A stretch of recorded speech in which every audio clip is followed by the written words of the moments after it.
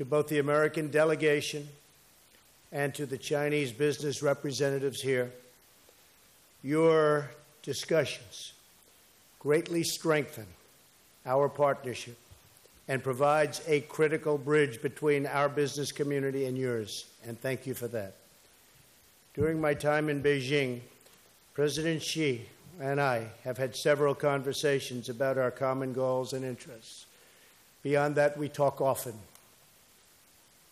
There's a very good chemistry between the two of us, believe me. My administration is committed to improving our trade and business relationships with China. And this relationship is something which we are working very hard to make a fair and a reciprocal one.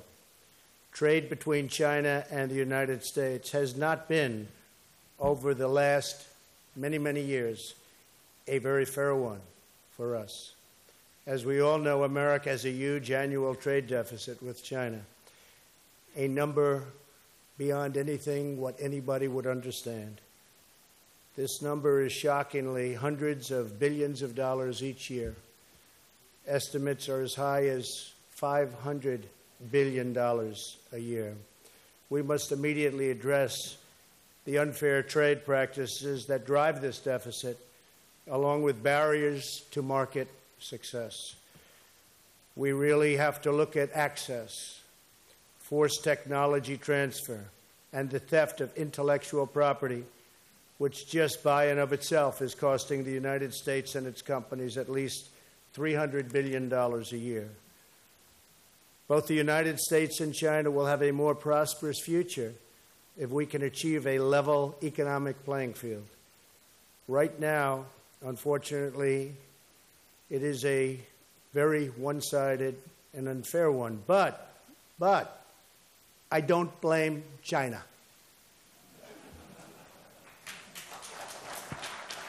After all, who can blame a country for being able to take advantage of another country for the benefit of its citizens? I give China great credit.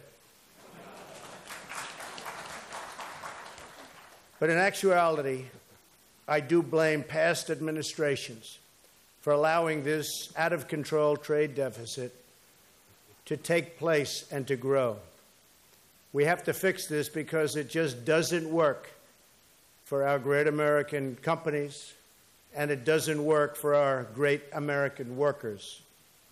It is just not sustainable. I look forward to working toward that goal and to pursuing fair and lasting engagement. At home, my administration is supporting American workers and American businesses by eliminating burdensome regulations and lifting restrictions on American energy and all other businesses. Restrictions are being seriously lifted. Our work is already taking hold. The stock market in the United States is at an all-time high, adding already $5.5 trillion in new wealth since the very, very well-known and now very important November 8th election. Unemployment is at a 17-year low, and so many other great things are happening to the United States, economically and otherwise, frankly, too many to mention. Abroad, we're committed to a free and open Indo-Pacific-based respect for the rule of law, private enterprise, and trade reciprocity. In order to achieve prosperity, we must also have security. Security cooperation is critical to addressing a range of emerging threats throughout the Indo-Pacific region and around the world, and I have been very encouraged by my conversations, both over the last number of weeks and in particular last night and this morning with President Xi. We're very, very much on the same plane when it comes to security. We both want it for our countries, and we both want it for the world. Chief among these threats is the North Korean nuclear menace. As I stated in my address to the National Assembly in Seoul yesterday, the United States is committed to the complete and permanent denuclearization of North Korea. So important. China can fix this problem easily and quickly, and I am calling on China and your great president to hopefully work on it very hard. I know one thing about your president. If he works on it hard, it will happen. There's no doubt about it. They know. We call on all nations to implement UN Security Council sanctions and resolutions and to cease doing business with the North Korean regime. All nations must come together to ensure that this rogue regime cannot threaten the world with its nuclear weapons. I thank President Xi for his recent efforts to restrict trade with North Korea and to cut off all banking ties. Mr. President, thank you, and thank you to all of the Chinese business leaders here today for standing with the United States and our coalition of responsible nations. But time is quickly running out.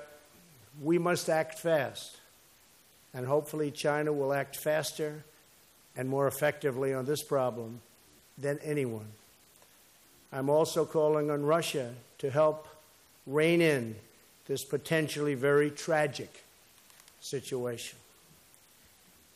The contributions of the business community represented here today are vital to our efforts to ensure peace and prosperity for our two nations. Together we can unlock a future of opportunity, wealth, and dignity far beyond anybody's wildest dreams. In your discussions today, I hope you will learn from each other and identify new ways to advance our economic cooperation. I am depending on all of you to work together to find opportunities of mutual agreement and shared prosperity. The hardworking people of America and the hardworking people of China deserve the very best solutions to achieve prosperity, happiness, and peace. Thank you very much. Thank you.